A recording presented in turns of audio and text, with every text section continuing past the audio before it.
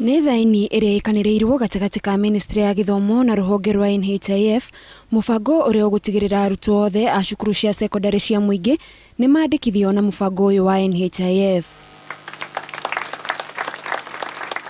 Mũbango ũyũ President akiuga ũgũkinyanĩrio kũrũmĩrĩra mũtaratara ũrĩa ũkoretwo ũgĩthiĩ na mbere wa kwandĩkithia arutwo wa mĩtambo ya kĩrĩu ya NEMIS ũrĩa ũgũteithĩrĩria thirikari kũgaya kĩgĩna gĩkĩ kĩa NHIF. The National Hospital and Insurance Fund must therefore move now with speed and register all learners for them to access services when our schools reopen.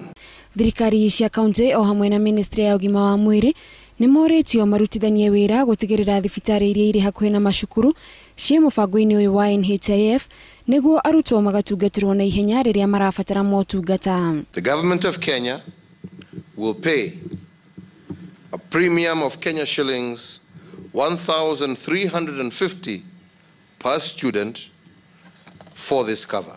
Minister wa Gĩthomo Amina Mohamed augĩte mũbango ũyũ nĩ ũgũteithĩrĩria arutwo na aciari kũhũthĩrwo nĩ mũrigo wa mbeca rĩrĩa mũrutwo arwara. It will benefit the community by protecting against financial risk arising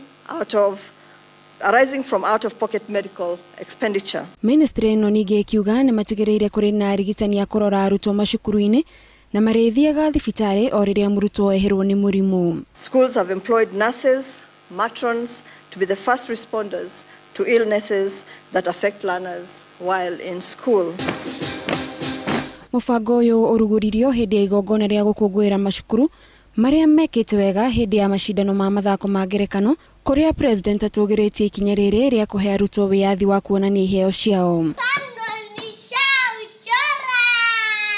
President augĩte arĩ na mwĩhoko arutwo aingĩ nĩ megũkũria taranda ciao na makahota kwĩyandĩka mawĩra. Ngiribuatara Inooro TV, njĩtagwo Gathoni Wanjihia.